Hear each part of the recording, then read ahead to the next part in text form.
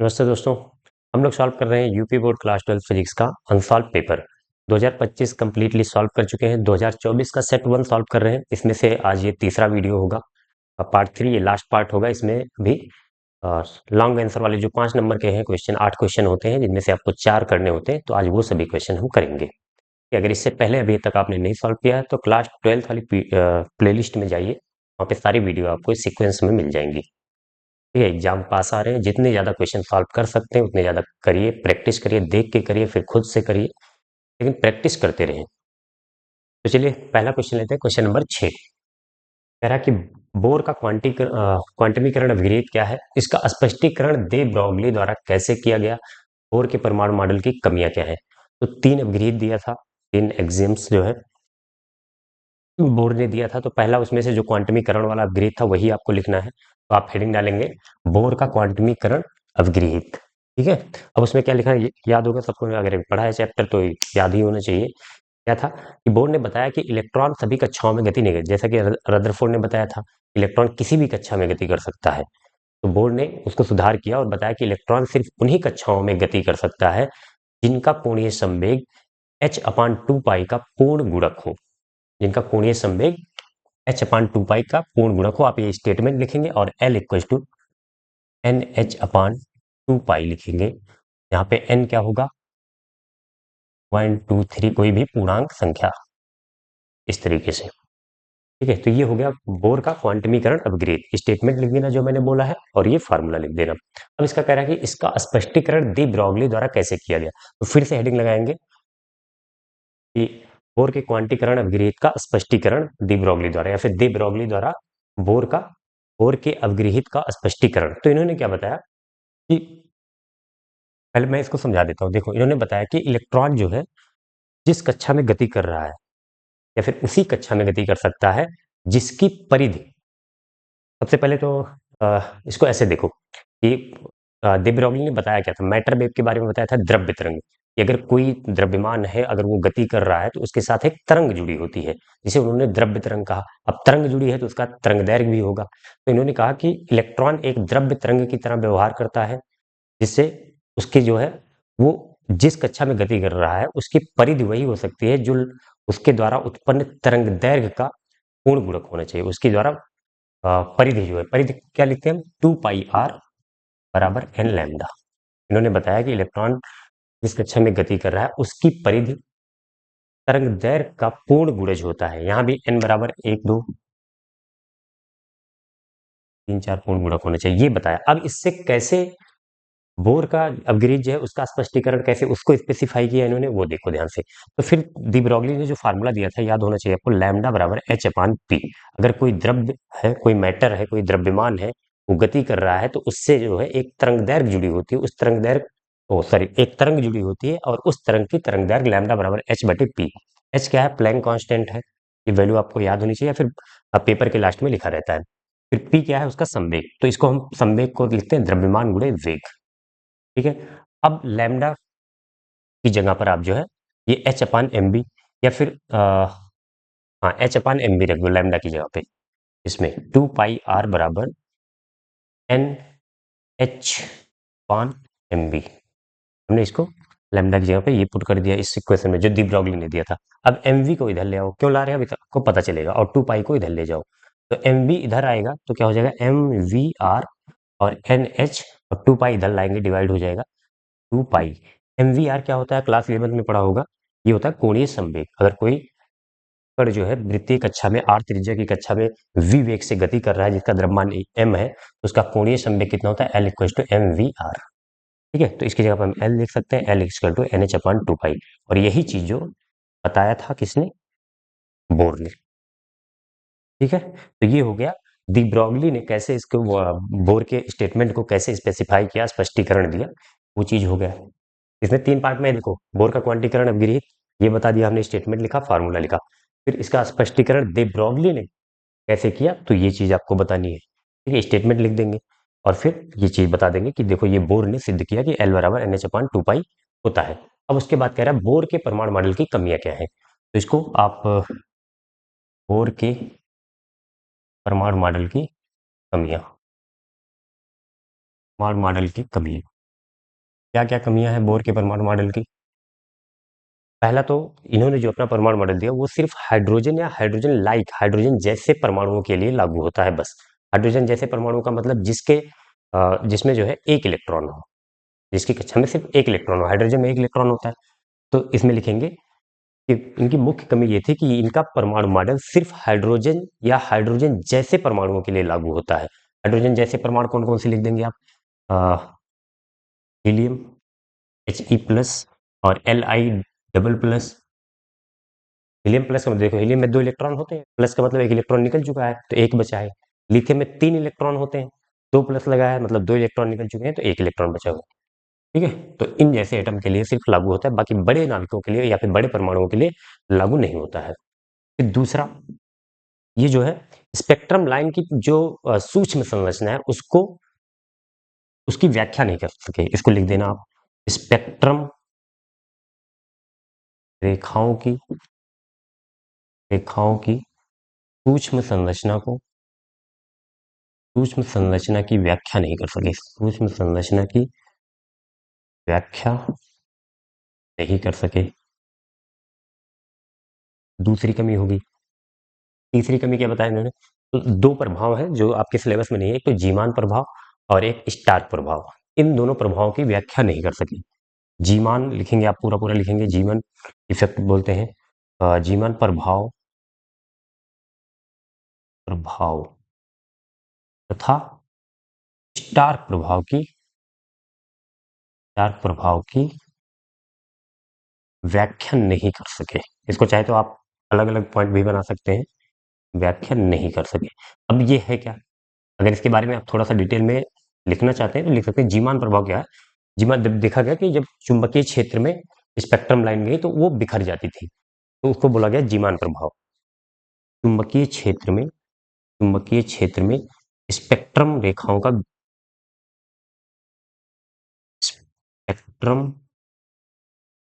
का बिखरना रेखाओं का बिखरना, इसी को क्या बोलते हैं? जीमान प्रभाव। और स्टार्क प्रभाव होता है वैद्युत क्षेत्र में स्पेक्ट्रम रेखाओं का बिखरना। इसमें वैद्युत क्षेत्र में, इसको लिख लेना, आप पूरा लिख लेना, चाहो तो साइड में नीचे लिख देना अगर आपके पास टाइम है। जीमान प्रभाव क्या होता है? चुंबकीय क्षेत्र में स्पेक्ट्रम रेखाओं के बिखरने को हम जीवन प्रभाव कहते हैं, और स्टार प्रभाव वैद्युत क्षेत्र में चुंबकीय स्पेक्ट्रम रेखाओं को बिखरने को हम स्टार प्रभाव कहते हैं। ठीक है, तो 3 पार्ट में है ये क्वेश्चन, तीनों पार्ट हमने कर दिए, तब जाके आपका पूरा 5 नंबर कंप्लीट होगा, तो पूरा जरूर करें। ठीक है, नेक्स्ट क्वेश्चन पे चलते हैं। चलिए, नेक्स्ट क्वेश्चन है क्वेश्चन नंबर 6 का अथवा वाला पार्ट। कह रहा है निरपेक्ष ताप T पर किसी कण की ऊर्जा kT कोटि की है, 27 डिग्री सेंटीग्रेड पर उष्मीय न्यूट्रॉन के तरंगदैर्घ्य की गणना कीजिए। इसी तरंगदैर्घ्य के फोटॉन की ऊर्जा भी ज्ञात कीजिए। यहाँ पर के बोल्ट्जमैन नियतांक है। तो पहली बात, तरंगदैर्घ्य ज्ञात करना है और ऊर्जा के टर्म में ज्ञात करना है। तो टेम्परेचर कितना दिया है, तापमान दिया है, अभी हम फार्मूला बता रहे हैं आपको, 27 डिग्री सेंटीग्रेड। ये तो एसआई यूनिट है नहीं, इंटरनेशनल यूनिट है नहीं, तो इसको एसआई यूनिट में मतलब केल्विन में बदलने क्या करते हैं, 273 इसमें ऐड कर देते हैं। 27 प्लस 273, अब ये हो जाएगा केल्विन में, कितना हो जाएगा? 7 3 10 20, तो हो जाएगा 300 केल्विन। ये आपका टेम्परेचर है। टेम्परेचर क्यों हम कैलकुलेट कर रहे हैं? क्योंकि ऊर्जा हमें ज्ञात करनी होती है। तो अगर उष्मीय न्यूट्रॉन या फिर किसी को ऊष्मा दी गई है तो उस कण की जो ऊर्जा होती है kT होती है। ऊर्जा E बराबर kT। ये आपने क्लास 11 में काइनेटिक थ्योरी ऑफ गैसों के जो है क्या बोलते हैं उसको, चैप्टर था ना केटीजी करके, काइनेटिक थ्योरी ऑफ गैसेस की अणुगतिक सिद्धांत करके, में ये फार्मूला पढ़ा होगा, रिलेवेंस सही से पढ़ा है तो। नहीं पढ़ा है तो ध्यान बस इतना फार्मूला याद रखो, E इक्वल टू के टी। के क्या है यहाँ पे? Boltzmann constant. के क्या है? बोल्ट्जमैन कांस्टेंट, ये दिया है और इसकी वैल्यू होती है 1.38 इंटू 10⁻⁻23 जूल पर केल्विन। ये वैल्यू वैसे आपके पेपर में लास्ट में लिखी रहती है, तो ज़्यादा टेंशन लेने की जरूरत नहीं है। ठीक है, नहीं याद है तो भी काम चल जाएगा। पेपर में लास्ट में दिया जाता है, कुछ नियतांक दिए रहते हैं तो उसमें से बोल्ट्जमैन कांस्टेंट भी दिया जाता है। अब हमें क्या करना है, ई की वैल्यू कैलकुलेट कर लो। ई इक्वल टू के कितना है, या फिर रहने दो, ऐसे डायरेक्ट फार्मूले में लिखते हैं, सीधे तरंग दैर्घ्य कैलकुलेट करते हैं। हमें एक न्यूट्रॉन के तरंग दैर्घ्य की गणना कीजिए। तो न्यूट्रॉन का तरंग दैर्घ्य लैम्डा बराबर होता है h/√2m e। ये फार्मूला पढ़ा होगा आपने डी ब्रॉगली वाली चैप्टर में। अब h का यहाँ पे प्लैंक कांस्टेंट, h की वैल्यू भी लिख देता हूँ, ये भी तुम्हारे पेपर में दिया रहता है। यहाँ पे मैं h की वैल्यू दे दे रहा हूँ। h इक्वल टू क्या होता है 6.63 into 10⁻³ -34 joule second, joule second. और क्या जरूरत है, ऊर्जा तो हम यहाँ से kT कर लेंगे। और द्रव्यमान, द्रव्यमान किसकी बात कर रहा है, न्यूट्रॉन की, तो न्यूट्रॉन का द्रव्यमान पता होना चाहिए। नहीं पता है तो लिख लो 1.67 इंटू 10⁻⁻27 किलोग्राम। ठीक है, अब ये वैल्यू पुट कर दीजिए आप सारी वैल्यू। 6.63 इंटू 10⁻⁻34 अपॉन √2, मास की जगह पे रखेंगे 1.67 इंटू 10⁻⁻27। अब ई क्या है, ऊर्जा के टी, तो के की वैल्यू रखेंगे इंटू टी की वैल्यू रखेंगे, पूरा पूरा रखिए। इंटू के की वैल्यू कितना होता है, बोल्ट्जमैन कांस्टेंट 1.38 इंटू 10⁻⁻23 जूल पर केल्विन। और टी की वैल्यू 300 केल्विन, केल्विन में रखेंगे, ध्यान रखना 27 मत रख देना। अब इसको सॉल्व करना, ठीक है, ये आपके लिए होमवर्क है, आप खुद से करो, क्योंकि मैं यहाँ पे करूंगा, गुणा लिख लिख के करना ही पड़ेगा आपको, क्योंकि ये 5 नंबर का क्वेश्चन है। देखो छोटा सा फार्मूला लग रहा है, 5 नंबर ऐसे नहीं मिलेगा। कुछ जो क्वेश्चन छोटे होते हैं उसमें आपको कैलकुलेशन ज्यादा करनी होती है, कैलकुलेशन के ही नंबर है इसमें, बाकी ऐसा कुछ है नहीं इसमें। तो मैं आपको होमवर्क दे रहा हूँ, ये लगभग आंसर आता है 1.45 इंटू 10⁻⁻10 मीटर। ठीक है, तो ये आपका आंसर आएगा। हो सकता है थोड़ा बहुत डेसिमल के बाद एक दो डिजिट चेंज भी हो, तो भी घबराने की जरूरत नहीं है, वही आंसर आप लिख देना, उसमें कोई गलत नहीं काटेगा। अब इसको अगर हम जनरली तरंगदैर्घ्य किस में लिखा जाता है, नैनोमीटर में लिखा जाता है, तो आप नैनोमीटर में कन्वर्ट कर सकते हो। 10, 1 नैनोमीटर में होता है 10⁻−10 मीटर, तो इसको 10⁻−10 को नैनोमीटर कर दो, 1.45 नैनोमीटर हो जाएगा, नैनोमीटर। ये कैलकुलेशन आप करना। अच्छा, अगर यहाँ पे स्क्वायर रूट वर्गमूल निकालने की जरूरत पड़ेगी, तो वर्गमूल अगर आपको एक तो निकालना आना चाहिए, आप 12th में पहुंच चुके हो, और नहीं आता है तो मैं एक अप्रोक्सीमेट मतलब लगभग निकालने वाला आसान सा तरीका बता दे रहा हूँ आपको। जैसे मान लो कोई नंबर ले लो आप, कौन सा नंबर ले लें, चलो 148 ले ले रहे हैं, 148 का आपको वर्गमूल निकालना है। इसमें से जो दशमलव दशमलव है ना, सब दशमलव को हटा लेना, 10 की पावर से मैनेज करके कैलकुलेशन अगर आती है तो इतना इतना आना चाहिए, नहीं तो एग्जाम में मगर मैं यहाँ पे बता भी दूंगा ना, और अगर आपको नहीं आता है तो आप यहाँ देख के नहीं समझ पाओगे, और यही सेम नंबर तो मिलेगा नहीं, फिर दूसरा नंबर मिलेगा। तो फिर आपको कैलकुलेशन आनी ही चाहिए अगर ऐसे क्वेश्चन करने हैं। तो जैसे मान लो इसका वर्गमूल निकालने की जरूरत पड़े, तो एक तो तुम्हारा तरीका होता है पेयर बना के करने का, जो सिखाया जाता है बचपन से ही आपको सिखाया जाता है, अगर वो चीज सीखा है तो ठीक है, वो थोड़ा लेंदी होता है और टाइम लगता है। इसमें क्या होता है, इसके आप सबसे पहले वाला ऐसा कोई नंबर देखो जिस जो परफेक्ट स्क्वायर हो, मतलब पूर्ण वर्ग हो।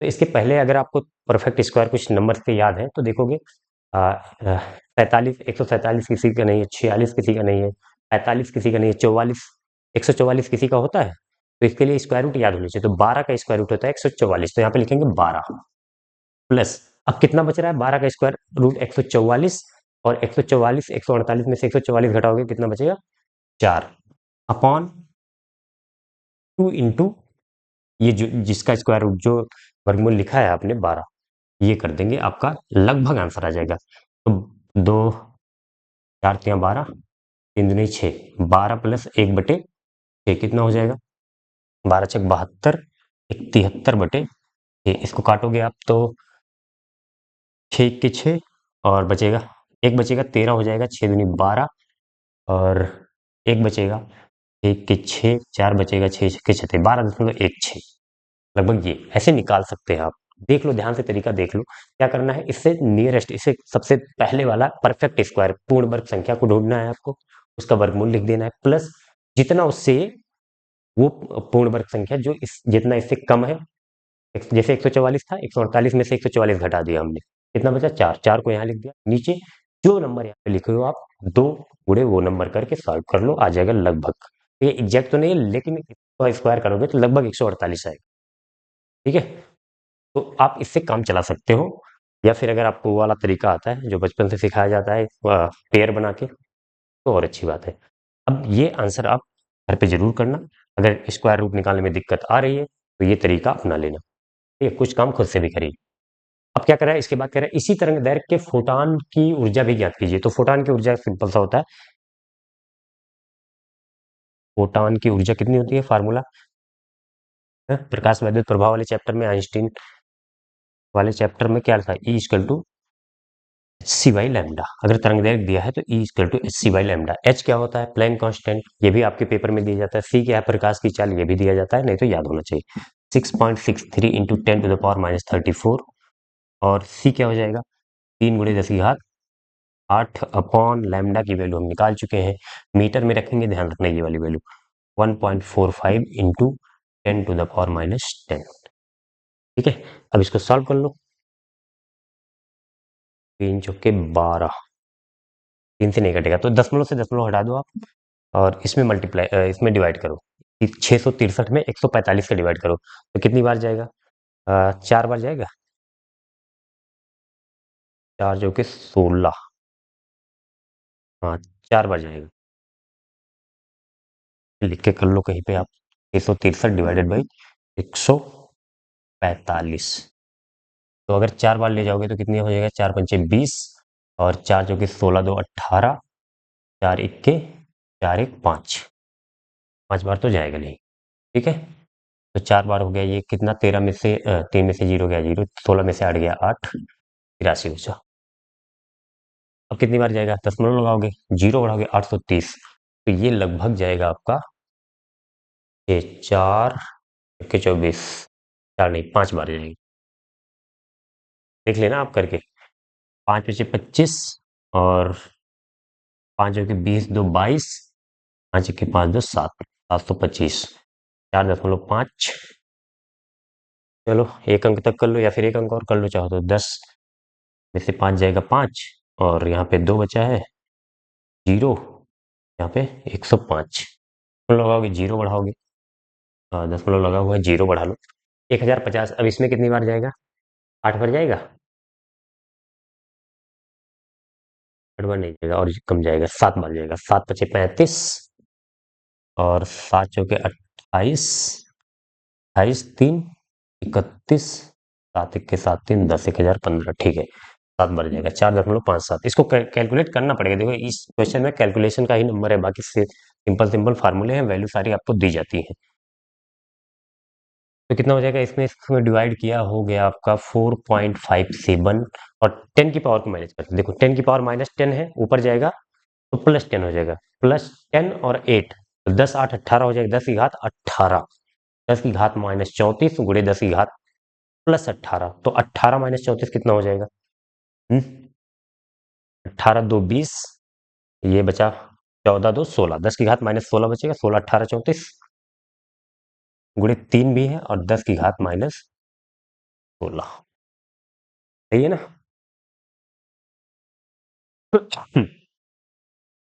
अब इसको जो है आप मल्टीप्लाई कर लो 3 से। 3 से 21, और 3 पचे 15, 15 2 17, 3 जो कि 12 है 13, अंक पे दशमलव लगाओ, गुणे 10 की घात -16, और यहाँ पे दशमलव कर लोगे, लिखने का जो दिख रहा है यहाँ पे, ये दिख रहा 1.37, 2 अंक तक लिखो आप। कितना हो जाएगा, ये यहाँ पे घटा रहे हो तो यहाँ पे बढ़ाना पड़ेगा, +1 करोगे तो -16 +1 10 की घात -15, और ऊर्जा है तो किसमें आ जाएगी, जूल। 1.37 इंटू 10⁻⁻15 जूल, दिख रहा है कि नहीं दिख रहा है। ठीक है, तो ये फाइनल आंसर हो जाएगा, जो फोटान की ऊर्जा उसी तरंग दैर्घ्य की, जो तरंग दैर्घ्य हमने निकाला है उसी तरंग दैर्घ्य की फोटान की ऊर्जा पूछ रहा था, तो तरंग दैर्घ्य की वैल्यू लैम्डा की जगह पे वो वैल्यू रख दिया। और एच सी आपको पता होता है, पेपर के लास्ट में दिया भी रहता है। और ये कैसे कैलकुलेट, ये कैलकुलेशन घर पे ट्राई जरूर करना, क्योंकि एक दो क्वेश्चन कभी कभी लेंदी पेपर बनाने के लिए इसमें टाइम बहुत जाता है, जो कैलकुलेशन फास्ट रहती है तो होता है। अगर गलती नहीं करोगे तो पूरा 5 नंबर इसमें मिलेंगे आपको। ठीक है, तो नेक्स्ट क्वेश्चन पे चलते हैं। चलिए नेक्स्ट क्वेश्चन है क्वेश्चन नंबर 7। कह रहा है यौगिक संयुक्त सूक्ष्मदर्शी के प्रतिबिंब का बनना किरण आरेख बनाकर समझाइए। इसके लिए आवर्धन क्षमता के सूत्र की स्थापना कीजिए। तो ये क्वेश्चन कई बार करा चुका हूँ, एक बार फिर से करा देते हैं। 2025 में 2-3 बार आया था, तो उसमें शायद एक ही बार, एक या दो बार कराया था मैंने। इसे करा दे रहा हूँ, अगर वो लोग आपने वो वीडियो नहीं देखा है तो देख लीजिए इसको। क्योंकि सूक्ष्मदर्शी क्या होता है, बहुत छोटी वस्तुओं को, ये सूक्ष्मदर्शी का काम क्या होता है, छोटी वस्तुओं को थोड़ा सा बड़ा करके दिखाता है, हमें जूम करके दिखाता है। तो इसमें क्या होता है, दो लेंस लगे होते हैं। एक आगे लेंस होता है जिसे हम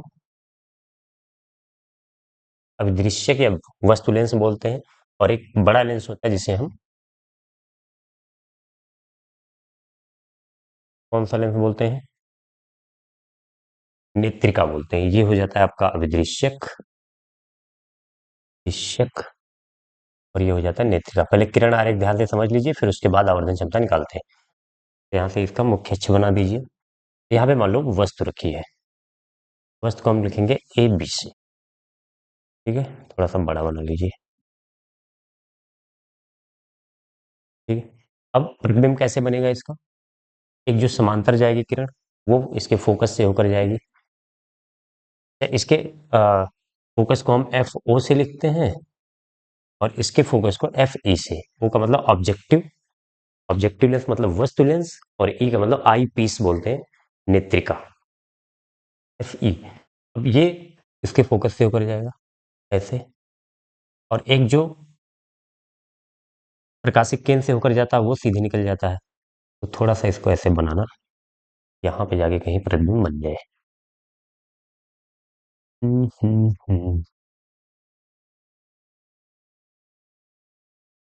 मान लो यहाँ काट रहा है, तो जो प्रतिबिंब बन रहा है इसको हम क्या बोलेंगे, ए डैश बी डैश बोल देंगे। अच्छा, ये वस्तु की दूरी है, क्योंकि ये जो है ऑब्जेक्टिव लेंस से वस्तु की दूरी है, तो इसको हम लिखते हैं यू ओ से। और ये ऑब्जेक्टिव लेंस द्वारा बना प्रतिबिंब है, तो इसको हम लिखते हैं वी ओ। ठीक है, अब ये जो वस्तु का ऑब्जेक्टिव लेंस है, या फिर अभिदृश्यक से, या फिर वस्तु लेंस से प्रतिबिंब बना है, ये प्रतिबिंब नेत्रिका के लिए वस्तु का कार्य करता है। तो नेत्रिका के लिए वस्तु का कार्य करेगा, और नेत्रिका से वस्तु की दूरी को हम यू ई से लिखेंगे। ठीक है, अब ये जो है इसके फोकस के अंदर बनता है, ऐसा इसको एडजस्ट किया जाता है, इसके फोकस के अंदर बनता है। तो याद होना चाहिए, जब फोकस और प्रकाशिक केंद्र के बीच में वस्तु रखी जाती है, तो आभासी और सीधा प्रतिबिंब वस्तु की तरफ ही बनता है उत्तल लेंस में। तो समांतर जाने वाली किरण फोकस से चली जाएगी, और प्रकाशिक केंद्र पर आने वाली किरण क्या होगी, सीधी निकल जाएगी। तो ये दोनों आगे जाके कहीं पे काटेंगी नहीं, एरो जरूर बना देना। तो इनको हम पीछे बढ़ाते हैं, तो पीछे बढ़ेंगे तो यहाँ कहीं पर काट रही है बड़ा सा प्रतिबिंब। यही तो काम है, इतना बड़ा वस्तु था, इतना बड़ा प्रतिबिंब बना के दिखा रहा है। तो इसको हम ए डैश बी डैश इसको बना है, इसको बोल देंगे A double dash B double dash. ये अंतिम प्रतिबिंब है आपका। ठीक है, तो ये किरण आरेख हो जाएगा। कैसे प्रतिबिंब बन रहा है इसका किरण आरेख हमने ध्यान से समझा दिया। देखो, ये अभिदृश्यक के सामने वस्तु रखी है, समांतर जाने वाली किरण इधर से जाएगी फोकस से इसके, और अप्रकाशिक केंद्र से जाने वाली सीधे जाएगी, यहाँ पर काटेगी। यहाँ पर ये वस्तु लेंस का प्रतिबिंब बना, और यही प्रतिबिंब नेत्रिका के लिए वस्तु का कार्य करेगा। तो इसके साथ जो प्रतिबिंब बनेगा वो, क्योंकि इसके फोकस के अंदर बनता है, तो आभासी और वस्तु की तरफ ही प्रतिबिंब बनता है। ये आपको लास्ट केस पता होना चाहिए। अब हम बात करेंगे आवर्धन क्षमता की। तो आवर्धन क्षमता का सबसे पहले फार्मूला लिख देते हैं, आवर्धन क्षमता। इसको कैसे लिखते हैं हम, कैपिटल एम से यहाँ पे। तो ये होता है कि अंतिम प्रतिबिंब द्वारा आंख पर बना दर्शन कोण। आंख पर मतलब यहाँ से हम आंख लगाकर देखते हैं, तो उस पर बना दर्शन कोण, ये कौन सा होता है कोण, चलो अभी पहले लिख देते हैं। अंतिम प्रतिबिंब मतलब फाइनल इमेज, अंतिम प्रतिबिंब द्वारा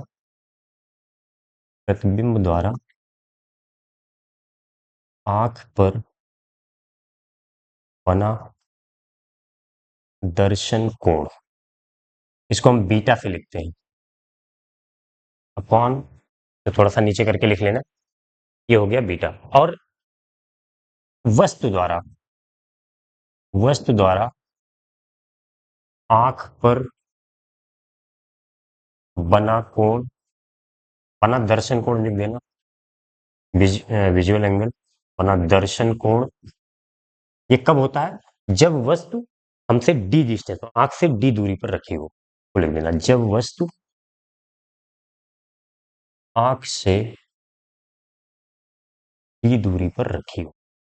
तो ये पहले फार्मूला लिखेंगे आप। अब तो थोड़ा सा शॉर्टकट, इसको अल्फा से लिखा जाता है, ये कोण अल्फा से। तो एम बराबर होता है बीटा बाई अल्फा। अब हमें बीटा बाई अल्फा ज्ञात करना है। तो बीटा क्या है, देखो ये अंतिम प्रतिबिंब है और यहाँ पे आंख लगी हुई है, तो ये वाली रेस को आगे बढ़ाएगा तो ये वाला कोण बन रहा है, ये कोण हमारा है बीटा। ठीक है। अल्फा क्या होता है, जब वस्तु को जो है हम, मान लो यहाँ पे आंख बना दो ऐसे, ये आंख हो गई आपकी, और इससे जो है कितनी दूरी पर रखी हो वस्तु, डी दूरी पर रखी हो, तो वस्तु है ए बी। ये जो कोण बना रहा है, देखो ये आंख थी, इससे डी दूरी पर हमने वस्तु को रखा, तो आंख पर जो ये कोण बन रहा है, ये कोण अल्फा होगा। तो यहाँ से अल्फा निकालना चाहो तो tan अल्फा बराबर क्या हो जाता है, लंब बटे आधार। तो इसको हम बोलते हैं ए बी बोल दो, या फिर height of object H O से लिखते हैं, तो चाहे आप ए बी लिख दो या फिर एच ओ अपान डी लिख दो। ठीक है। अब आपने ये चीज पढ़ा होगा, जब कोण बहुत छोटा हो तो tan अल्फा बराबर अल्फा क्या होता है, tan थीटा sin थीटा दोनों थीटा के बराबर होते हैं। तो tan अल्फा बराबर हो जाएगा अल्फा के, अल्फा बराबर हो जाएगा एच ओ अपान डी, दिख रहा है यहाँ पे। ठीक है। अब आगे आ जाते हैं बीटा। अल्फा तो निकाल लिया हमने, बीटा की बारी है। बीटा कैसे निकले, तो बीटा ये वाला त्रिभुज देखो ध्यान से, बी डैश है, tan बीटा यहाँ पे लगाएंगे तो ये हो जाएगा लंब और ये हो जाएगा आधार। यहीं पे निकाल दें, tan बीटा बराबर लंब कितना है, ए dash B dash, A dash B dash बटे आधार कितना है, यू ई, यू। ठीक है। यही tan बीटा बराबर बीटा क्या हो जाएगा यहाँ पे, लेकिन हमें ए डैश बी डैश निकालने की जरूरत पड़ेगी। ए डैश बी डैश कैसे निकालेंगे, ये देखो, ये जो विदृश्यक लेंस है या फिर वस्तु लेंस, उसका प्रतिबिंब है। तो एक आवर्धन क्षमता, आपने उत्तल लेंस की आवर्धन क्षमता पड़ी होगी, एम बराबर, इसको एम ओ से लिखेंगे। क्यों, क्योंकि ये हम वस्तु लेंस की बात कर रहे हैं, इसकी आवर्धन क्षमता। तो एम बराबर होता है वी बटे यू, तो V naught upon U naught, ये हो जाएगा। और ये होता है हाइट ऑफ इमेज, मतलब वस्तु प्रतिबिंब की ऊंचाई बटे इसकी ऊंचाई, प्रतिबिंब की ऊंचाई बटे वस्तु की ऊंचाई, ये होता है। अब थोड़ी सी वैल्यू रख दीजिए आप, इनकी जगह पर रख, चलो यहां से करते हैं। ये होता है H I upon H O. ठीक है। एच आई क्या है आपका, एच आई की value, height of image A dash B dash, A dash B dash upon A dash B dash upon H O. H O को ऐसे रहने दो, क्योंकि हमें ए डैश बी डैश की वैल्यू निकालनी है, इसमें पुट करनी है, तो हम ये तरीका अपना रहे हैं। बराबर क्या हो जाएगा, वी नॉट बटे यू नॉट। वी नॉट क्या है, चलो वी नॉट को वी नॉट रहने दो, वी ओ बोल दो या वी नॉट बटे यू नॉट। अब यहाँ पे साइन के साथ रखते हैं, जब आवर्धन क्षमता वाले में जब हम फार्मूले में फार्मूला लगाते हैं कहीं पर, तो उसको चिन्ह के साथ रखते हैं। तो ये वस्तु की तरफ है यू नॉट, तो ये माइनस में हो जाएगा, माइनस यू नॉट। ठीक है। अच्छा, ए डैश बी डैश भी माइनस के साथ रखेंगे, क्यों, याद होगा आपको साइन कन्वेंशन पढ़ा है, जब मुख्य अक्ष के ऊपर जो ऊंचाई होती है उसे प्लस लिखते हैं, और जो मुख्य अक्ष के नीचे होती है उसे माइनस में लिखते हैं। तो ये वाला जो है देखो, माइनस ए डैश बी डैश नीचे बना है प्रतिबिंब, तो इसको माइनस के साथ रखेंगे, तो माइनस से माइनस कटेगा। ए डैश बी डैश बराबर क्या हो जाएगा, ए डैश बी डैश बराबर एच ओ इधर चला जाएगा, H O V naught upon U naught. अब ए डैश बी डैश की वैल्यू इसमें रख देंगे, इसमें। ठीक है। तो यहाँ पे देखो कैसे होगा, इसको बराबर बीटा कर लेना, tan बीटा बराबर बीटा, जैसे यहाँ पे किया है। तो बीटा बराबर क्या हो जाएगा, क्योंकि कोण बहुत छोटा होता है, इसलिए tan बीटा बराबर बीटा के, tan अल्फा बराबर अल्फा के। ये ऑप्टिक्स में जो है, प्रकाश वाले इस चैप्टर में हम कई बार कोई भी फार्मूला जब हम प्रूव करते हैं तो ये अप्रोक्सीमेशन यूज ही करते हैं कि tan थीटा बराबर थीटा, साइन थीटा बराबर थीटा। तो बीटा बराबर क्या हो जाएगा, ए डैश बी डैश की जगह पे क्या रखेंगे, A dash, A dash B dash की जगह पे हमें ये रखना है, H O V O upon U O upon uh U E करोगे तो यू ई पलट के नीचे आ जाएगा, ध्यान से देखो इसको, तो ऊपर रहने दो, H O V O upon U O, और यू ई नीचे ही रहेगा। ठीक है। तो ये tan बीटा बीटा की वैल्यू आ गई, और ये अल्फा की वैल्यू। अब बीटा और अल्फा की वैल्यू तुम आवर्धन क्षमता वाले फार्मूले में रख दो, तो m बराबर क्या हो जाएगा, बीटा की वैल्यू आई है H O V O upon you E U O. Alpha की वैल्यू क्या करना, m बराबर, अल्फा की वैल्यू क्या है, एच ओ अपान डी, एच ओ अपान डी। तो एच ओ से एच ओ कटेगा, डी ऊपर चला जाएगा तो इसको V naught upon U naught या फिर V O upon U E आगे लिख लेते हैं पहले, और डी ऊपर जाएगा तो डी अपॉन यू ई ऐसे करके लिख लेते हैं। ये तुम्हारा आवर्धन क्षमता का फार्मूला हो गया बेसिक। अब इसमें दो केस बनते हैं क्योंकि 5 नंबर का क्वेश्चन है तो वो सारे केस तुम्हें बताने होंगे। एक तो जब प्रतिबिंब कहाँ पे बने, हमें स्पष्ट दृष्टि की न्यूनतम दूरी पर मतलब डी दूरी पर बने, तो उसके लिए केस करना है। पहला केस, इसके आगे केस फर्स्ट, जब प्रतिबिंब स्पष्ट दृष्टि की न्यूनतम दूरी पर, या फिर इसी को अधिकतम आवर्धन क्षमता हम बोलते हैं, न्यूनतम दूरी पर बने। तो कैसे बनेगा, प्रतिबिंब जो प्रतिबिंब है वी हो जाएगा आपका माइनस डी, इधर ही बन रहा है तो माइनस डी। न्यूनतम दूरी क्या होती है स्पर्श दृष्टि की, डी पर, और फोकस दूरी, अब इसके लिए हम कैलकुलेशन इसी देख तो इसी से रहे ना नेत्रिका से, तो इसकी फोकस दूरी लेंगे उत्तल लेंस से, तो फोकस दूरी क्या हो जाएगा एफ ई। यू ई की वैल्यू देखो क्या करना है, you one upon you E की वैल्यू या यू ई की वैल्यू निकाल के यहाँ पे रखना है बस। तो कर लो, one by F equal to one by V minus one by U. तो वन बाई एफ की जगह पे यहीं पे कर देते हैं, एफ की जगह पे एफ ई रखेंगे और वी की जगह पे क्या रखेंगे माइनस डी रखेंगे, वन अपान माइनस डी, और u की जगह पे माइनस यू ई रखेंगे, इधर यहीं पे लिख दे रहा हूँ u बराबर माइनस यू ई। तो माइनस माइनस यू ई, तो माइनस माइनस प्लस हो जाएगा ये वाला माइनस माइनस यू। तो अब माइनस डी को इधर ले आओ, तो one by F E plus one by D, ये माइनस वन बाई डी आएगा तो इधर प्लस हो जाएगा, equal to one by U E. अब देखो इस फार्मूले में जो है वन बाई यू ई की जगह पे हम ये वैल्यू रखेंगे, ध्यान से देखना क्या आएगा, m बराबर V naught upon U naught D by D into one by U E की जगह पे क्या रखेंगे ये वैल्यू जो हमने निकाला है, into one upon F E plus one upon D, D का अंदर मल्टीप्लाई कर दो, दिख रहा है यहाँ तक, चलो यहाँ पे कर दे रहा हूँ। तो V naught upon U naught, V naught upon U naught equal to D अंदर जाएगा, तो इसमें जब मल्टीप्लाई होगा D into one by D, D से डी कैंसिल होगा, वन बचेगा प्लस डी का जब इसमें मल्टीप्लाई होगा तो डी बाई एफ। तो इस तरीके से लिखा जाता है, दिख रहा है यहाँ तक, देख लेना एक बार, थोड़ा सा ऊपर ले लेता हूँ, one plus D by F ई। ये आपका पहले केस के लिए, जब प्रतिबिंब स्पष्ट दृष्टि की न्यूनतम दूरी पर बने तो उसके लिए। एक बार इसको आप पास करके नोट कर लीजिए, मैं यहाँ पे रफ करके जो है दूसरा वाला केस बता दे रहा हूँ। दूसरा केस यहाँ पे नोट कर लीजिए, इसको रफ कर दे रहा हूँ। दूसरा केस क्या होता है, जब प्रतिबिंब अनंत पर बने, केस टू, जब प्रतिबिंब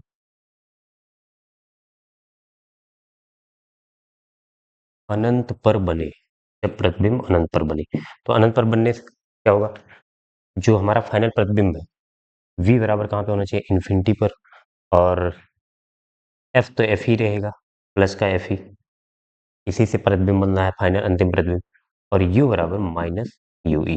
तो फिर से लगाएंगे इसी के तरीके से करेंगे, बस v की वैल्यू चेंज हो गई है, इन्फिनिटी हो गई है, अनंत हो गई है, one by F equal to one by V minus one by U. अब यहाँ पे रखोगे one by F E, F की जगह पे, और वन बाई वी की जगह पे इन्फिनिटी रखोगे, minus one upon minus you ई रखोगे, तो माइनस माइनस प्लस हो जाएगा, एक बटे इन्फिनिटी ये हो जाता है जीरो, तो एक बटे यू ई बराबर, ये माइनस माइनस प्लस हो गया, तो एक बटे यू ई बराबर क्या हो गया, एक बटे एफ। ठीक है, अब यहाँ से जो है एम की वैल्यू निकाल लो, आवर्धन क्षमता, इस फार्मूले में एक बटे यू ई की जगह पे एक बटे एफ ई रख दो, तो एम बराबर V naught upon U naught into D into one by U E की जगह पे वन बाई एफ ई रख दोगे, तो ये ओवरऑल हो जाता है, इसको रख करके मैं लिख दूँ D by F E, D by F ई। ये पूरा आपका 5 नंबर का कंप्लीट क्वेश्चन हो, दिख रहा है ना यहाँ पे, ठीक है। तो दोनों केस जरूर करना, नहीं तो इतने में आधा नंबर 3 नंबर आपको देगा। चलिए नेक्स्ट क्वेश्चन पर चलते हैं। चलिए नेक्स्ट क्वेश्चन है क्वेश्चन नंबर 7 का अथवा। क्या कह रहा है इसमें? किसी परिपथ में एक प्रत्यावर्ती वोल्टेज V बराबर 40 साइन 100 पाई टी वोल्ट द्वारा प्रदर्शित होता है। यहाँ समय t सेकंड में है। समय वोल्टता टीवी ग्राफ उचित पैमाने पर पूरे एक चक्र के लिए बनाइए। वोल्टेज को वर्ग माध्य मूल ज्ञात कीजिए। तो वोल्टेज का वर्ग माध्य मूल तो चलो पहले ज्ञात कर देते हैं। VRMS बोलते हैं ना इसको, लिख देना वोल्टेज का वर्ग माध्य मूल VRMS बराबर क्या होता है? V0 by √2। तो V0 क्या होता है? शिखर विभव या उच्चतम विभव, सबसे मैक्सिमम जो यहाँ पे होता है ये। V बराबर 40 साइन 100 पाई टी, ये दिया है आपको। और ये देखो जो इक्वेशन आपने पढ़ा होगा V equal to V0 sine omega T, इससे तुलना करते हैं तो V0 की वैल्यू क्या आती है? 40। V0 बराबर क्या हो जाएगा? 40 वोल्ट में है तो सब वोल्ट में हो जाएगा। अब यहाँ पर V0 की वैल्यू रखो, कैलकुलेट कर लो। VRMS बराबर 40 अपॉन √2 की वैल्यू कितनी होती है? 1.414, यही तो 1.414 होता है और 0.141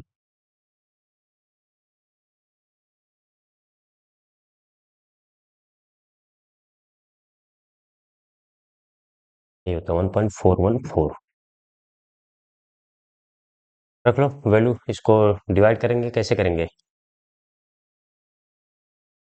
PRMS इक्वल्स टू, इसमें डिवाइड कर लो, 3 जीरो बढ़ा लो और डेसिमल हटा दो। अब इसको डिवाइड करना है आपको। पहले तो चाहे तो काट लो किसी से। किससे कटेगा ये? 2 से तो कट ही जाएगा, 7 से कट जाएगा। लेकिन ये नहीं कटेगा ना फिर। 4 से 4 क्या 12, 2 4 पंचे 20 नहीं कटेगा। 2 से काट लो या फिर डायरेक्ट डिवाइड कर लो। चलो 40,000 ना, डिवाइडेड बाई कितना? 14 14। तो 4,000 में पहले करो, 14 में 28, 14 में 42, 2 बार जाएगा तो कितना हो जाएगा? 28 28, 14 14 है तो उसका 28 28, 14 तीन 42 हो जाता ना, 3 बार नहीं जाएगा। तो कितना हो जाएगा ये? 10 में से 8 जाएगा 2, 9 में से 2 जाएगा 7, 9 में से 8 जाएगा 1, 3 में से 2 जाएगा 1, 1172 जीरो कर लो, 11,000 हो जाएगा। तो कितनी बार जाएगा? 14 पंचे 70 और 4 पंचे 20, 7 2 9,000 हो जाएगा। और ये आपका लगभग जाएगा 6 बार, देख लो।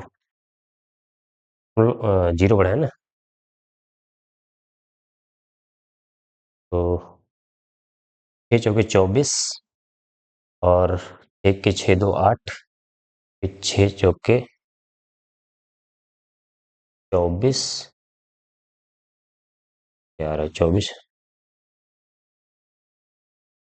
कितना है? 11,720 हो गया है ना। तो और जाएगा, लगा कि ये 1,720 से। चलो 14 पंचे 70, 7,000 हो गया और 4 पंचे 20, 7 2 9,000 हो गया।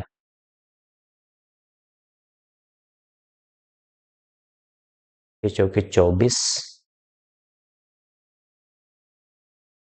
6 चौके 24 और कितना कैरी बचा?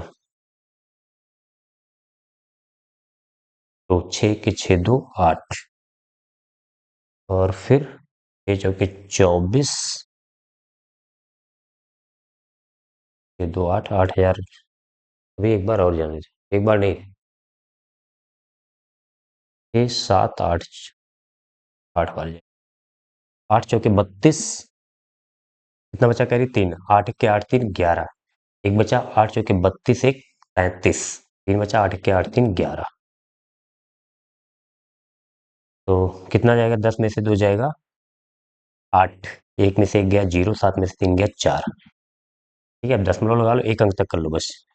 14 में 28 2 बार, 14 तीन 42 हो जाएगा, ज्यादा हो तो 28.2 वोल्ट, 28.2 वोल्ट ये आ जाएगा आपकी। ये VRMS की वैल्यू आ गई। ठीक है, थोड़ा सा कैलकुलेशन ध्यान से कर लेना इसको। अब हमसे क्या कह रहा है अगला? समय वोल्टता टीवी ग्राफ उचित पैमाने पर पूरे एक चक्र के लिए बनाइए। तो टीवी ग्राफ हमेशा वोल्टेज और समय के बीच ग्राफ बनाना है।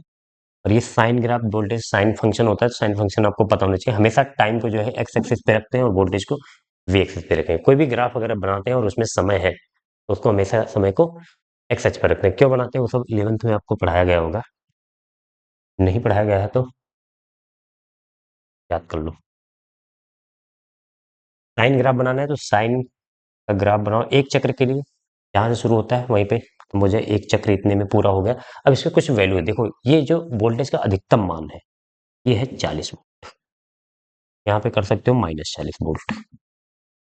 ठीक है। अब एक चक्र में समय कितना लगा, समय की भी कुछ उचित पैमाना बोला है तो पैमाना बना लेते हैं।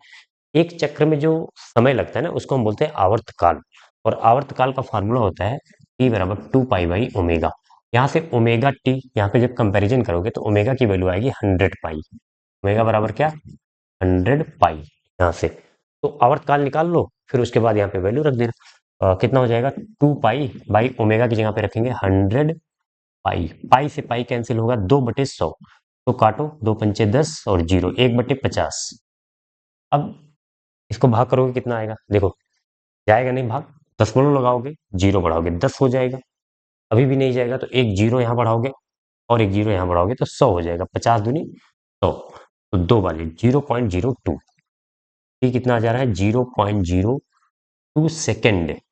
तो आवर्तकाल कितना आ गया, 0.02 सेकेंड। आवर्तकाल होता है क्या, एक चक्कर में लगा समय, एक चक्कर यहाँ पे पूरा हो रहा है, ये टाइम कितना हो जाएगा 0.02। और इसका अर्ध चक्र यहाँ पे चाहे तो लिख सकते हो आधे चक्र के लिए 0.0 सेकेंड। ठीक है, ये तुम्हारा वीटी ग्राफ हो जाएगा और हेडिंग डाल के लिखना है। ठीक है, तो देखो आसान सा क्वेश्चन है, छोटा सा क्वेश्चन, बस यहाँ पे थोड़ी सी कैलकुलेशन करनी थी। आप चाहते तो इसको और छोटा कर देते 2 से काट के, तब फिर डिवाइड करते और आसानी से हो जाता। चलिए नेक्स्ट क्वेश्चन पर चलते हैं। चलिए नेक्स्ट क्वेश्चन है क्वेश्चन नंबर 8। कह रहा है चुंबकत्व का परमाणविक मॉडल क्या है, इसके आधार पर अनुचुंबकीय, प्रतिचुंबकीय और लौह चुंबकीय पदार्थों में विभेद कीजिए। चलिए करते हैं इस क्वेश्चन को। चुंबकत्व का परमाणविक मॉडल, पहले आप हेडिंग लगाएंगे यहाँ पे, चुंबकत्व का परमाणविक मॉडल। अब इसमें क्या है, इसमें ये बताया गया कि किसी भी पदार्थ में जो चुंबकीय गुण आता है वो दो कारणों से आता है, इसको लिखेंगे आप पूरा।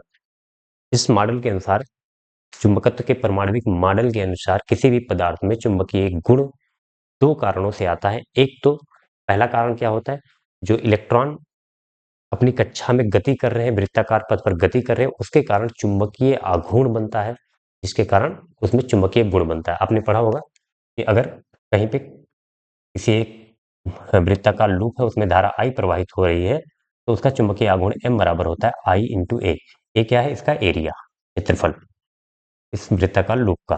तो इसी तरीके से प्रमाण में होता है, प्रमाण में नाभिक है, नाभिक के चारों तरफ इलेक्ट्रॉन वृत्ताकार कक्षा में गति कर रहे हैं। जिस दिशा में इलेक्ट्रॉन गति करते हैं उसके विपरीत दिशा में धारा प्रवाहित होती है, और धारा प्रवाहित हो रही है जैसे, तो ये फिर लूप बन जाता है और उसके कारण चुंबकीय द्विध्रुव आघूर्ण बनता है, जिसके कारण उस पदार्थ में चुंबकीय गुण आ जाता है। एक तो ये हो गया, और एक जो होता है दूसरा आता है, आपने जब एसपीडीएफ में इलेक्ट्रॉनिक विन्यास किया होगा, तो इलेक्ट्रॉनों के चक्रण के कारण। ठीक है, तो दोनों नंबर डाल के लिखेंगे। पहला, इलेक्ट्रॉनों की वृत्ताकार कक्षा में गति करने से में उसके विपरीत दिशा में एक धारा प्रवाहित होती है, जिसके कारण चुंबकीय द्विध्रुव आघूर्ण बनता है, और m बराबर लिख देंगे आई ए। तथा उसके कारण, चुंबकीय द्विध्रुव आघूर्ण के कारण उस पदार्थ में चुंबकीय पदार्थ के गुण आ जाते हैं। और दूसरा, इलेक्ट्रॉन के स्पिन के कारण, चक्रण के कारण। तो ये दो है, इसी को हम बोलते हैं चुंबकत्व का परमाणविक मॉडल। ये दो गुण देख देने हैं उसको, उसके बाद आपको क्या करना है, ये पहला हो जाएगा और इसको दूसरे में बना देना। फिर उसके बाद कह रहा है इसके आधार पर अनुचुंबकीय, प्रतिचुंबकीय और लोह चुंबकीय। तो इसको आप ऐसे टेबल बना के लिखेंगे। पहले प्रतिचुंबकीय पदार्थ, पहले गुण के हिसाब से यहाँ पे गुण लिखेंगे, क्या क्या किसके बेसिस पे हम कर रहे हैं। चलो, प्रतिचुंबकीय पदार्थ मैं पूरा लिख दे रहा हूँ, वैसे आपके क्वेश्चन बैंक में ये सब दिए रहते हैं, फिर नोट्स में भी लिखा होगा। प्रतिचुंबकीय पदार्थ हो गए इधर, और इसके बाद लिखेंगे अनुचुंबकीय पदार्थ, अनुचुंबकीय पदार्थ, लौह चुंबकीय पदार्थ। तीनों के में जो है, जो जो पॉइंट आपने पढ़े हैं, लौह चुंबकीय पदार्थ। ठीक है, इसको लिखना है आप। पहला किसके बेसिस पर लिखेंगे ये देखते हैं। पहला हम लिखेंगे बाह्य चुंबकीय क्षेत्र में रखने पर, इन पदार्थों को बाह्य चुंबकीय क्षेत्र में रखने पर। बाह्य चुंबकीय क्षेत्र में रखने पर क्या होता है, जो प्रतिचुंबकीय पदार्थ होते हैं डायमैग्नेटिक, तो ये क्या होते हैं, बहुत तीक्ष्ण या फिर सूक्ष्म रूप से जो है प्रतिकर्षित होते हैं। पूरा लिखना आप, या फिर अपने नोट्स को देख के इसको तैयार कर लेना। एक इस चैप्टर में जो है यही क्वेश्चन ज्यादातर आता है। जब भी इस चैप्टर से क्वेश्चन बनेगा तो यही क्वेश्चन बनता है। तो प्रतिकर्षित होते हैं बाह्य चुंबकीय, पूरा लिखेंगे, बाह्य चुंबकीय क्षेत्र में प्रतिचुंबकीय पदार्थ को रखने पर ये सूक्ष्म रूप से मतलब बहुत ही थोड़े से प्रतिकर्षित होते हैं। प्रतिकर्षित होते हैं। अनुचुंबकीय पदार्थ में क्या होते हैं, अनुचुंबकीय पदार्थ में बहुत तीक्ष्ण रूप से या फिर सूक्ष्म रूप से आकर्षित होते हैं। आकर्षित होते हैं, आकर्षित होते हैं, ये क्या होते हैं, मैं सिर्फ आकर्षण और प्रतिकर्षण लिख रहा हूँ, आपको पूरा लिखना होगा एग्जाम में। बाह्य चुंबकीय क्षेत्र में अनुचुंबकीय पदार्थ को रखने पर वे सूक्ष्म रूप से आकर्षित होते हैं। लौ चुंबकीय पदार्थ में ये तीव्र रूप से आकर्षित होते हैं। स्ट्रॉन्ग अट्रैक्शन फोर्स लगता है, तीव्र रूप से आकर्षित होते हैं, आकर्षित हैं। ठीक है, एक तो गुण ये हो गया। अब उसके बाद कुछ पैरामीटर पढ़े होंगे आपने, जैसे एक चुंबकीय प्रवृत्ति, चुंबकीय प्रवृत्ति जीटा पढ़ा होगा आपने। तो जीटा का मान के हिसाब से लिखते हैं, जीटा चुंबकीय प्रवृत्ति से बनता है ना जीटा। तो जीटा का मान प्रतिचुंबकीय पदार्थ के लिए जो है क्या होता है, निगेटिव में होता है। जीटा का मान जो होता है ये निगेटिव होता है, ठीक है? और इसके लिए पॉजिटिव होता है लेकिन बहुत कम होता है। अनुचुंबकीय पदार्थ के लिए जीटा क्या होता है, धनात्मक होता है, लिखेंगे ऐसे, निगेटिव पॉजिटिव धनात्मक होता है लेकिन बहुत कम होता है। और इसके लिए जीटा का मान जो है वो धनात्मक होता है लेकिन बहुत अधिक होता है। लौ चुंबकीय के लिए बहुत अधिक होता है। ये आपका जीटा के बारे में हो गया। फिर उसके बाद आप लिख सकते हैं, एक आपने पढ़ा होगा आपेक्षिक चुंबकशीलता, म्यू आर। आपेक्षिक, आपेक्षिक चुंबकशीलता तो किसे लिखते हैं, चुंबकशीलता। ये क्या होता है, म्यू बटे म्यू नॉट, म्यू आर बराबर mu upon mu naught. Mu क्या है, पदार्थ में चुंबकशीलता, किसी पदार्थ की चुंबकशीलता, और म्यू नॉट निर्वात की चुंबकशीलता है। इसमें म्यू प्रतिचुंबकीय पदार्थ के लिए म्यू आर की वैल्यू लेस देन 1 होती है, और इसके लिए जो होता है म्यू आर की वैल्यू, म्यू आर की वैल्यू ग्रेटर देन 1 होती है, और इसके लिए 1 से काफी ज्यादा होती है। ठीक है, फिर इसी तरीके से आप चुंबकन की तीव्रता आई के लिए, और उसके लिए मैं लिख ही देता हूँ, चुंबकन तीव्रता आई, मैग्नेटिज्म इंटेंसिटी, चुंबकन तीव्रता, तीव्रता आई, और चुंबकीय द्विध्रुव आघूर्ण एम, दोनों के लिए साथ में लिख देते हैं, चुंबकीय द्विध्रुव आघूर्ण एम, दोनों के लिए सेम वैल्यू होती है। तो इसके लिए भी आई और एम की वैल्यू क्या होती है, 1 से कम होती है। इसके लिए आई और एम की वैल्यू 1 से ज्यादा होती है। इसके लिए भी आई और एम की वैल्यू 1 से काफी ज्यादा। इतना सा लिखना आपको। ये जो है प्रतिचुंबकीय, अब इसको आप पूरा लिखेंगे, लिखेंगे तो थोड़ा सा बड़ा क्वेश्चन, क्योंकि 5 नंबर का है ना, तो 5 नंबर के लिए थोड़ा सा आपको पेज भी भरने पड़ेंगे। चलिए नेक्स्ट क्वेश्चन पर चलते हैं। चलिए नेक्स्ट क्वेश्चन है क्वेश्चन नंबर 8 का, अथवा। कह रहा है एक प्रकाश किरण प्रिज्म n बराबर √3, इसका अपूर्णांक दिया है n बराबर √3 में गुजरने पर न्यूनतम विचलित होती है। यदि इस किरण के लिए आपतन कोण अपवर्तन कोण का दुगना हो तो प्रिज्म को प्रिज्म का कोण तथा अपवर्तन कोण क्या होंगे। न्यूनतम विचलन का केस दिया गया है, तो न्यूनतम विचलन के केस के लिए न्यूनतम विचलन, न्यूनतम विचलन के लिए क्या होता है, डेल एम के केस में अपने दो अपवर्तन कोण, चलिए एक बार बना दे रहा हूँ जल्दी से। प्रिज्म, यहाँ पे आपतित किरण आती है और इस पर अभिलंब बनाते हैं, तो ये आपतन कोण आई हो जाता है। फिर यहाँ से थोड़ा सा टर्न होता है, ये R1 अपवर्तन कोण, और ये होता है यहाँ पे इस वाली सतह के लिए आपतन कोण, इसको R2 से लिखते हैं। ये जो निर्गत कोण ए और ये प्रेरक कोण E, निर्गत कोण E। हालांकि यहाँ से का कोई मतलब नहीं। तो न्यूनतम विचलन की स्थिति में आपको कुछ चीजें याद होना चाहिए। सबसे पहले एक फार्मूला होता है प्रिज्म का, प्रिज्म कोण ए बराबर R1 प्लस R2 होता है, ये R1 प्लस R2। और न्यूनतम विचलन डेल्टा M के लिए क्या होता है, R1 बराबर R2 होता है। ठीक है, ये कंडीशन याद होना चाहिए आपको। R1 बराबर R2 बराबर R बोल दो, तो यहाँ R1 की जगह पे भी R रखेंगे और R2 की जगह पे R रखेंगे, तो A बराबर R प्लस R 2R हो जाएगा, और R बराबर A/2। इसका क्या यूज है आगे देखते हैं। अब कंडीशन क्या कह रहा है, हालांकि पहले कंडीशन लिख लीजिए तब ये सब करिए आप। गुजरने पर न्यूनतम विचलित होती है यदि इस किरण के लिए आपतन कोण मतलब आई, यहाँ पे लिख लेना प्रश्नानुसार, क्वेश्चन के अकॉर्डिंग क्या हो रहा है, प्रश्नानुसार आपतन कोण आई अपवर्तन कोण का दुगना हो, अपवर्तन कोण है यहाँ पे R, आई बराबर 2R हो, 2R हो, तो प्रिज्म का कोण तथा अपवर्तन कोण, तो आई बराबर 2R। ठीक है, और R की जगह पर A/2 कर दो, तो आई बराबर क्या हो जाएगा, 2 इंटू आर की जगह पर A/2, जो हमने यहाँ पे निकाला है न्यूनतम विचलन के लिए। तो 2 से 2 कट जाएगा, तो आई बराबर क्या आ जाएगा, A। अब आई मिल गया हमें और R मिल गया, मतलब ये वाला कोण मिल गया और ये वाला कोण, इसका अपवर्तनांक दिया है √3। तो अब यहाँ पे इस सतह पर जो है स्नेल लॉ लगा देंगे। स्नेल लॉ आपने पढ़ा है अपवर्तन के नियम में। तो यहाँ का अपवर्तनांक, यहाँ पे वायु है, वाई का अपवर्तनांक 1, 1 गुणे यहाँ का कोण, और यहाँ का अपवर्तनांक गुणे, जैसे होता है N1 sin I बराबर N2 sin R, ये होता है ना N1 sin I यहाँ के लिए बराबर N2 sin R, ये दूसरे वाले माध्यम में N2 sin R। अब ध्यान से देखो क्या है, N1 क्या है यहाँ पे, यहाँ का माध्यम, तो ये 1 हो जाएगा, N1 की जगह पे 1 रख देंगे, छोड़ो इसको, sin I, कोण sin I है, बराबर N2 क्या है, ये दूसरे वाले माध्यम का अपवर्तनांक, तो √3 प्रिज्म है यहाँ पे, √3 और sin R।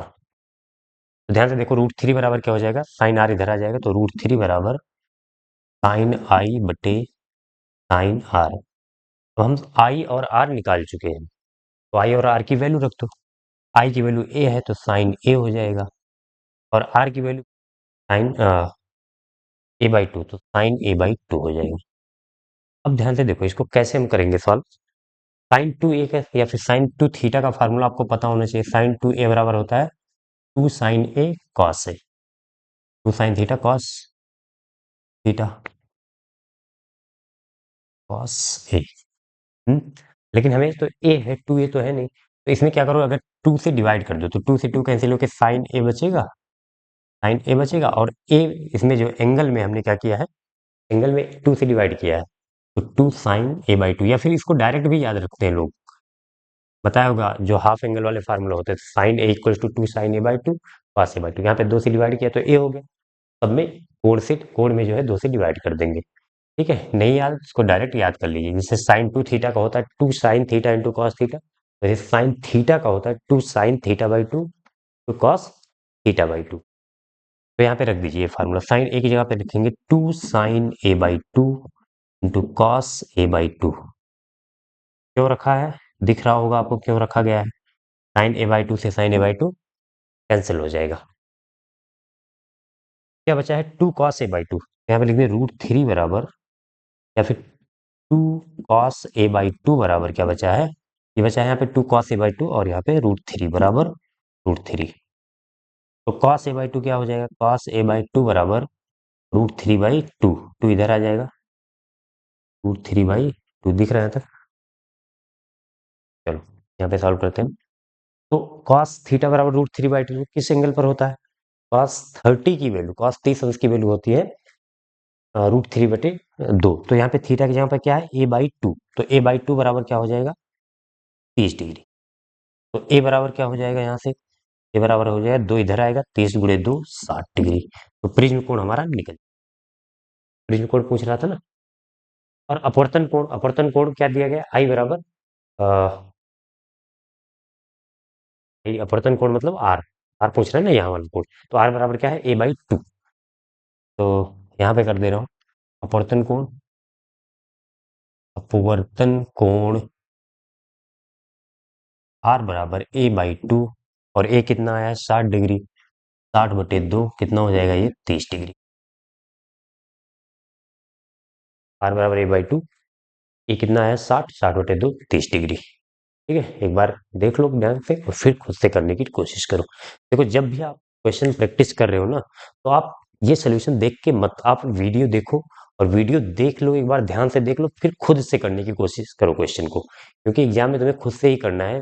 और अगर आदत डालोगे वीडियो से देख देख के सॉल्व करने की, आपको लगेगा कि आप बहुत पढ़ रहे हो, लेकिन वो उसका कोई फायदा नहीं मिलता है। तो एक बार वीडियो देखो और फिर से वीडियो पॉज करके बंद करके आप फिर से अपनी रफ कॉपी में वो पूरे क्वेश्चन को लगाओ। तो ये तरीका होता है तैयारी करने का।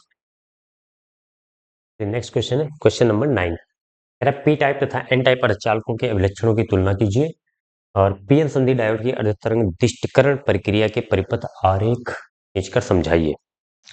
ठीक है, तो करते हैं पहले पी टाइप और एन टाइप। देखो ये क्वेश्चन तो लगभग हर साल आता है, क्योंकि छोटा सा चैप्टर है, गिनकर 4 या 5 क्वेश्चन बनते हैं, उसमें से 8 नंबर देना होता है एग्जामिनर को, अर्धचालक वाला जो लास्ट यूनिट है आपकी। तो वो चैप्टर बहुत इंपॉर्टेंट हो जाता है, क्योंकि इतने छोटे से चैप्टर में से आपको 8 नंबर आना ही आना है। और ऐसा भी नहीं, जो लोग न्यूमेरिकल से डरते हैं, डेरिवेशन से डरते हैं, इसमें ज़्यादातर चीज़ें थ्योरेटिकल है, फिगर बनाना है और उसको जो थ्योरी लिखनी है उसकी। तो ये क्वेश्चन सबके लिए आसान हो जाता है, 8 नंबर यहाँ से मिलने हैं आपको, तो इसको अच्छे से तैयार करिए। और ये क्वेश्चन कई बार करा चुका हूँ, एक बार जल्दी से मैं इसको शॉर्ट में बता दे रहा हूँ आपको। पी टाइप और एन टाइप अर्धचालकों के अभिलक्षणों की तुलना, अभिलक्षण का मतलब कैरेक्टरिस्टिक, उसके गुण के मतलब उसके बारे में आपको बताना है। पी टाइप और एन टाइप, जब दो चीजों में आपको तुलना करनी हो ना, तो आप इस तरह का कॉलम बनाकर करिए, वो ज्यादा बेटर होता है।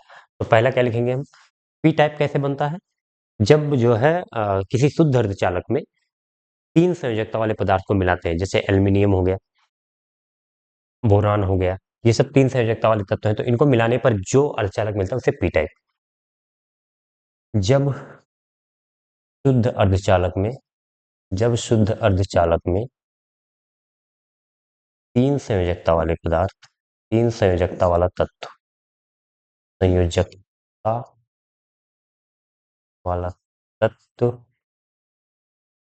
शुद्धि के रूप में मिश्रित करते हैं, एक में लिख दे रहा हूं, एक आप खुद से लिखो, अशुद्धि के रूप में मिश्रित करते हैं, मिश्रित करते हैं,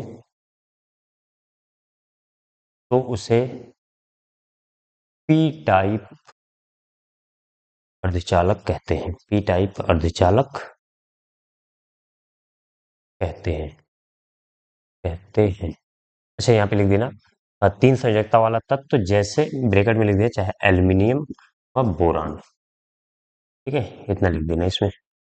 अब इसमें क्या लिखोगे, अब मैं पूरा नहीं लिखूंगा, इसमें ध्यान से देखो। इसमें क्या लिखोगे, जब शुद्ध अर्धचालक में 5 संयोजकता वाला तत्व, 5 संयोजकता वाला कौन सा, फास्फोरस, या फिर एक लिख देना बिस्मथ, फास्फोरस या बिस्मथ, एंटीमनी, ये सब जो है अ, मिश्रित करते हैं, शुद्धि के रूप में मिश्रित करते हैं, तो एन टाइप, एन टाइप का अर्धचालक बनता है। ठीक है, अब एक तो गुण ये हो गया। अब दूसरा क्या लिखेंगे हम, देखो जब पी टाइप में क्या होता है, उसमें कोटर की संख्या ज्यादा होती है, मतलब बहुसंख्यक, दो तरह के आवेशवाहक होते हैं, एक को हम बोलते हैं बहुसंख्यक आवेशवाहक, एक को अल्पसंख्यक आवेशवाहक। तो जो संख्या में ज्यादा होते हैं उन्हें बहुसंख्यक आवेशवाहक बोलते हैं, जो कम होते हैं उन्हें अल्पसंख्यक। तो पी टाइप में क्या होता है, कोटर बहुसंख्यक होते हैं, इसको पूरा लिखेंगे, पी टाइप अर्धचालक में कोटर बहुसंख्यक आवेशवाहक होते हैं। कोटर हो गए बहुसंख्यक, बहुसंख्यक, और इलेक्ट्रॉन क्या होते हैं, अल्पसंख्यक। इसमें इलेक्ट्रॉन अल्पसंख्यक आवेशवाहक होते हैं, पूरा पूरा लिखना। इसमें क्या हो जाएगा, इसमें इसका उल्टा हो जाएगा, इलेक्ट्रॉन बहुसंख्यक में होंगे, इलेक्ट्रॉन बहुसंख्यक आवेशवाहक होते हैं, अधिक होते हैं संख्या में, बहुसंख्यक लेना ध्यान से। और कोटर होल्स किस क्या होते हैं, अल्पसंख्यक आवेशवाहक, अल्पसंख्यक आवेशवाहक। ठीक है, और लिख सकते हैं, देखो जो अब दो आवेशवाहक हैं, तो दो तरह की धारा होती है, एक तो कोटर के कारण धारा बनती है, एक इलेक्ट्रॉन के कारण धारा। तो इसमें जो होगा, पी टाइप में क्योंकि कोटर ज्यादा है, कोटर वाली धारा को आई एच लिखते हैं, आई एच से। आई एच ज्यादा होता है आई ई से। आई एच क्या है? कोटर के कारण धारा, इसको पूरा लिखना आप। कोटर के कारण धारा, कोटर के कारण धारा। और आई ई क्या है? इलेक्ट्रॉन के कारण धारा, इलेक्ट्रॉन के कारण धारा। तो जो ज्यादा होगा ना, कोटर ज्यादा होते हैं बहुसंख्यक है, तो कोटर वाली धारा भी ज्यादा होगी। I H greater than I E. यहाँ पे कौन ज्यादा है? इलेक्ट्रॉन ज्यादा है, तो I E greater than I H हो जाएगा। ठीक है, बस ये तीन गुण आपको लिख देना है। अब इसके बाद वाला, ये तो कई बार ये भी करा चुका हूँ, चलो मैं फिगर बना दे रहा हूँ, उसको समझा दूंगा, लिखना आपका काम है। ठीक है, तो क्या लिखेंगे? पी एन संधि डायोड, पी एन संधि डायोड, डायोड अर्ध तरंग, अर्ध तरंग दिष्टकरण के रूप में। दिष्टकरण का मतलब क्या होता है? दिष्टकरण के रूप में प्रत्यावर्ती धारा को दिष्ट धारा में परिवर्तित करने को हम बोलते हैं दिष्टकरण। तो पहले डायग्राम बना लेते हैं। इसमें जो है, पहले तो एक ट्रांसफार्मर होता है, ट्रांसफार्मर को दोनों कुंडलियों को बना लेते हैं। ट्रांसफार्मर तो पढ़ा होगा आपने। इसमें प्रत्यावर्ती निवेशी वोल्टेज, इसको क्या बोलते हैं? तो यहाँ से थोड़ा सा रफ कर लें। आवेश वाहक था ये। अ, ये क्या है? प्रत्यावर्ती निवेशी विभव, निवेशी वोल्टेज बोल दो। कौन सा है? ये सिंबल जो ये चिन्ह बनाया जाता है, ये किसका है? प्रत्यावर्ती निवेशी। ओके, यहाँ पे द्वितीय कुंडली बना देंगे। प्रत्यावर्ती निवेशी विभव की जो है आप सिंबल भी बना सकते हैं, प्लस माइनस प्रत्यावर्ती धारा की या वोल्टेज की। यहाँ पे जो है आपको लोड प्रतिरोध लगा देना आर एल।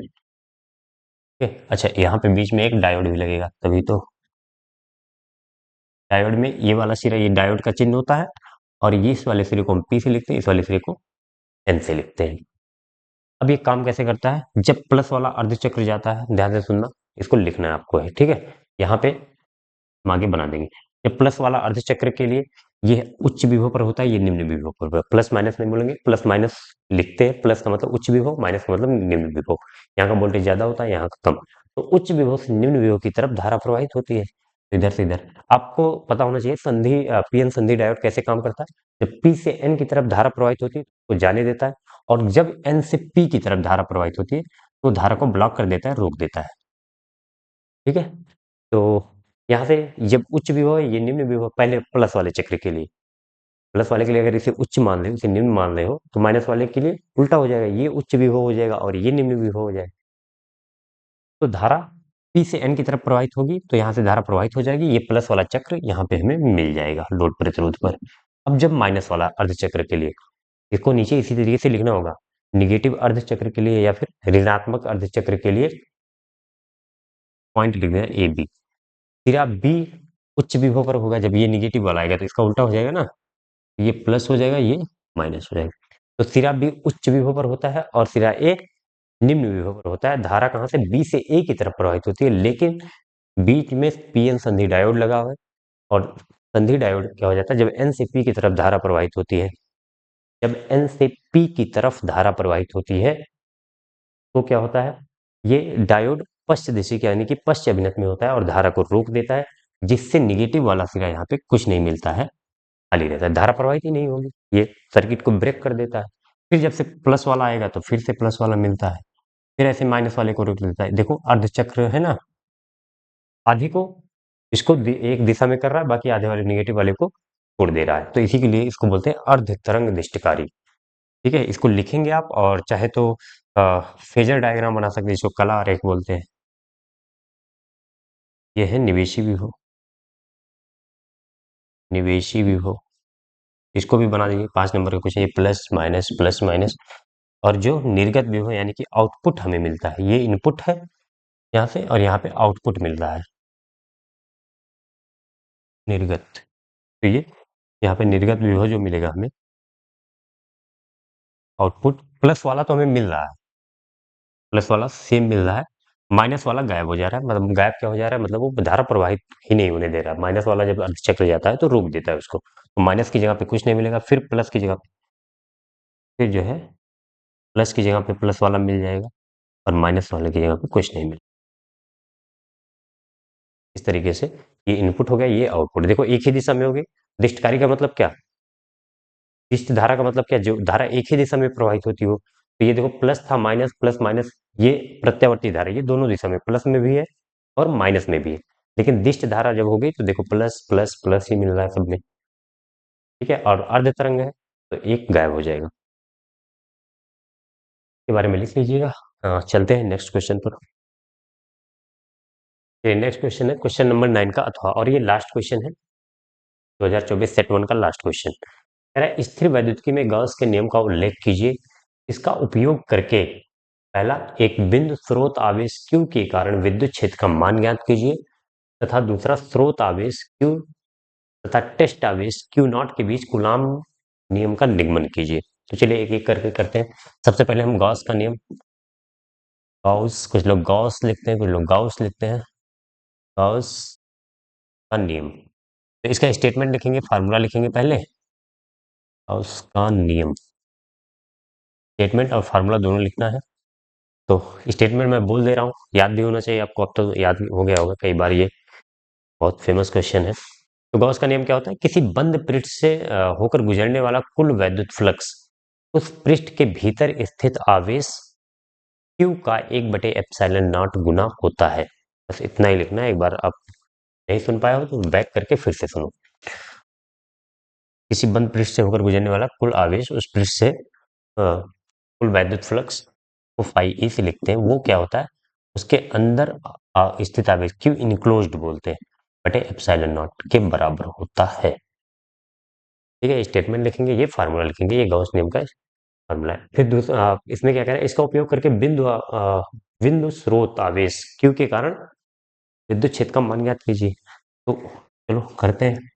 दूसरा लिख देना आप, बिंदु आवेश क्यू के कारण वैद्युत क्षेत्र।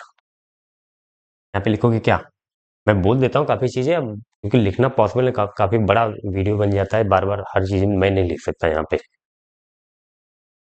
तो क्या होगा, बिंदु आवेश क्यू के कारण वैद्युत क्षेत्र निकालना है, तो एक बिंदु आवेश क्यू लिखो, मान लो इससे r दूरी पर हमें वैद्युत क्षेत्र की तीव्रता, r दूरी बिंदु P पर वैद्युत क्षेत्र की तीव्रता ज्ञात करनी है। तो जिस बिंदु पर वैद्युत क्षेत्र की तीव्रता ज्ञात करनी है, उस बिंदु से होता हुआ हम सबसे पहले एक गॉसियन पृष्ठ बनाएंगे, इमेजिनरी एक ऐसे गॉसियन पृष्ठ बनाएंगे।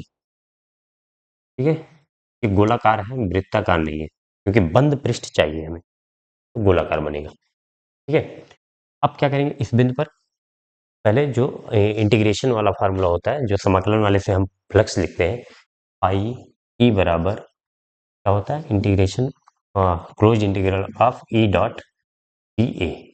डी ए यहाँ पे एक छोटा सा क्षेत्रफल लेंगे डी ए, और वैद्युत क्षेत्र क्या होता है, पृष्ठ के लंबवत बाहर की तरफ होता है, तो डी ए की भी दिशा यही हो जाएगी और ई की भी दिशा यही हो जाएगी। दोनों के बीच कोण कितना है, 0 डिग्री। तो इसको और अगर आगे सॉल्व करोगे, E D A cos, E D A cos zero, cos zero की वैल्यू 1, कॉस थीटा होता है ना, डॉट प्रोडक्ट हटता है तो कॉस थीटा आता है, E D A cos theta. अब क्योंकि इससे आर दूरी पर इसके पृष्ठ पर वैद्युत क्षेत्र जो है एक समान होगा, नियत होगा, तो उसको हम बाहर निकाल लेते हैं। फाई ई बराबर क्या हो जाएगा, ई बाहर आ जाएगा, integration of D A. D A क्या है, इस गॉसियन पृष्ठ पर, गोलाकार पृष्ठ पर एक छोटा सा क्षेत्रफल है। जब इसका इंटीग्रेशन, समाकलन का मतलब होता है छोटे छोटे टुकड़ों को इकट्ठा करके ये पूरा क्षेत्रफल दे देगा। तो गोले का पृष्ठीय क्षेत्रफल कितना होता है, आपको पता होना चाहिए, ये 4 pi R square, E into 4 pi R square. ठीक है, ये हो गया तुम्हारा इक्वेशन 1 बोल दो।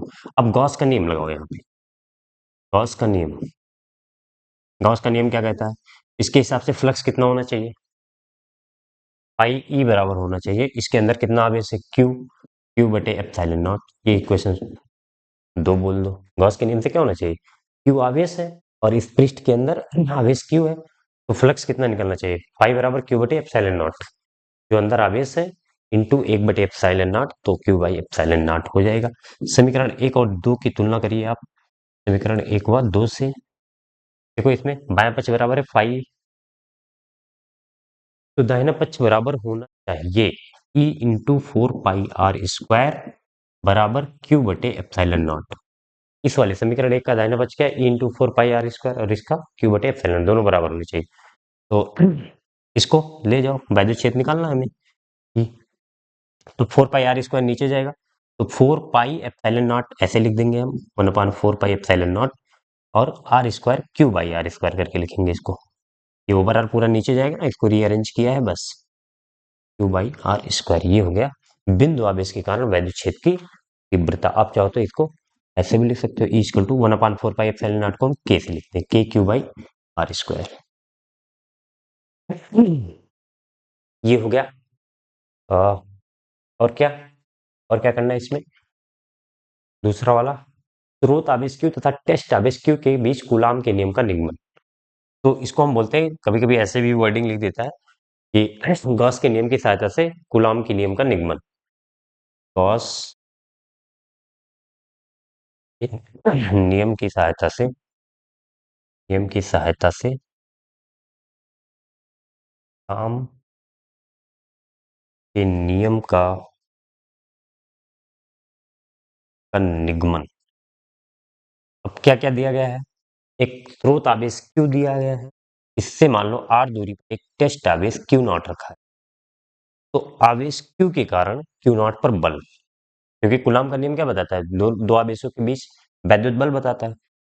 तो लिखो, आवेश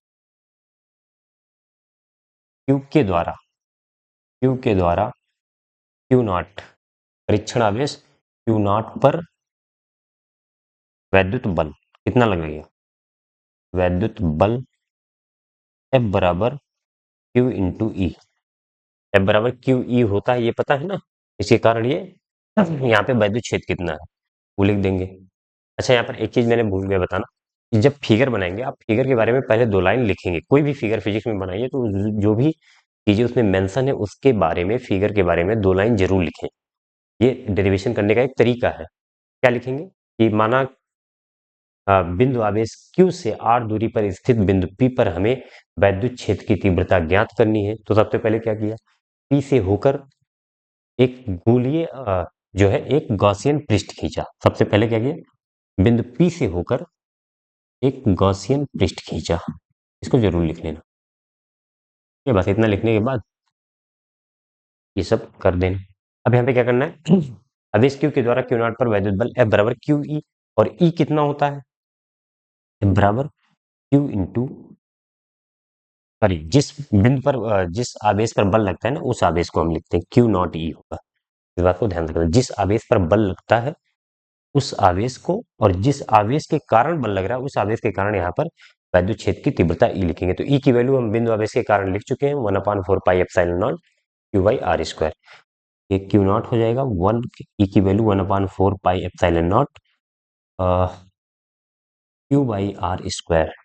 नीचे जगह है, चलो यहाँ पे लिख देता हूँ मैं थोड़ा सा छोटा करके। तो F बराबर क्या हो जाएगा, इसको थोड़ा सा अरेंज कर दो बस, 1/4 pi epsilon not Q into Q0 कर दो, Q इंटू Q0/r²। देखो दिख रहा है ना? तो यही तो कूलाम का नियम है। क्या बताया था कूलाम ने, अगर दो आवेश है तो 1/4 pi epsilon not Q1 Q2/r², तो Q1 है Q, Q2 है Q0। यही कूलाम का नियम है, यही कूलाम का, ठीक है। तो गॉस के नियम से कूलाम के नियम का निगमन ये हो जाता है। तो अब यहाँ पर आज आपका 2024 का सेट 1 कंप्लीट होता है। मिलते हैं नेक्स्ट सेट में, तब तक इसको आप कंप्लीट करिए।